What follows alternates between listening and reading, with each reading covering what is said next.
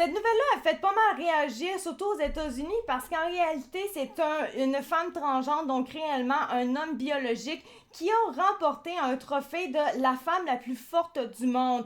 Or, une fois qu'il a gagné son trophée, en fait, le trophée lui a été retiré parce que en réalité, ce n'était pas une femme, c'était un homme qui venait de gagner le trophée que devrait avoir une femme pour de vrai. On s'entend, c'est une question de justice à quelque part, c'est un peu facile quand t'es un homme de gagner un trophée comme ça en tant que femme. C'est un peu facile et très injuste pour les femmes à côté. On s'entend. Donc, c'est ça qui s'est passé. Donc, ça a vraiment fait polémique. J'ai pris cette nouvelle-là sur focus.de à la base avec Drone News. C'est Cléo Wanch qui aurait écrit ça mercredi le 26 novembre. Donc, on parle de hier. Le nom du trans, c'est Jamie Booker. Et en fait, si on y va comme suit, la découverte du sexe biologique de Jamie Booker entraîne des conséquences immédiates. Selon les organisateurs, des éléments découverts après la cérémonie de remise de prix, notamment une ancienne vidéo sur YouTube et du contenu pour adultes, ont prouvé le sexe biologique de Booker. Un communiqué officiel a ensuite été publié. Il semblerait qu'une athlète de sexe masculin qui s'identifie désormais comme une femme ait participé à la compétition féminine. Il a également été précisé que si son origine biologique avait été connue avant la compétition, sa participation à la compétition féminine n'aurait pas été autorisée. Booker a été disqualifié. Tous les classements et points ont été réattribués et le titre est allé à la finaliste Andrea Thompson de Grande-Bretagne. Et là, évidemment, ça a créé de la grogne, de la déception et il y a eu des déclarations politiques suite à ça. Les réactions furent vives. Pendant la cérémonie de remise de prix, on pouvait entendre Thompson marmonner « C'est n'importe quoi » avant de quitter le podium en colère.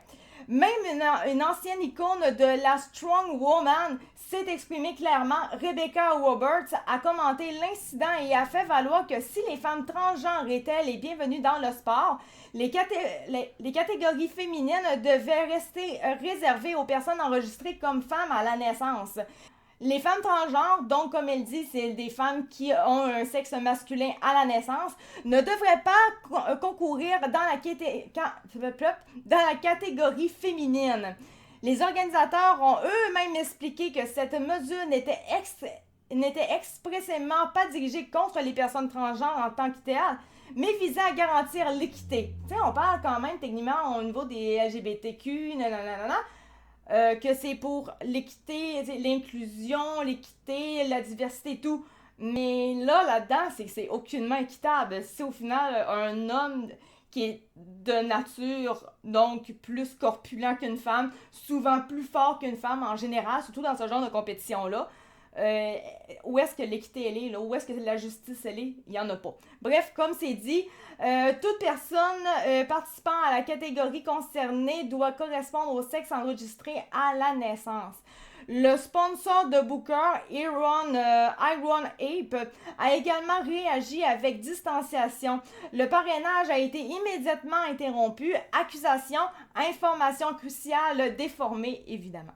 C'était la grosse nouvelle, en fait, qui avait vraiment fait beaucoup jaser hier. Même, en fait, c'est drôle parce que moi, mon conjoint, personnellement, quand il est arrivé chez nous, il me parlait de ça, puis il a dit, hey, ils ont donné le prix à un transgenre, la femme la plus forte du monde et tout. Et là, j'ai fait, je venais juste de voir cet article-là en plus passer. J'ai dit, en fait, non, ça lui a été retiré. Donc voilà. Merci de m'avoir écouté. C'était Actica de True Fact et on se retrouve pour une toute prochaine vidéo. Merci, ciao, bye.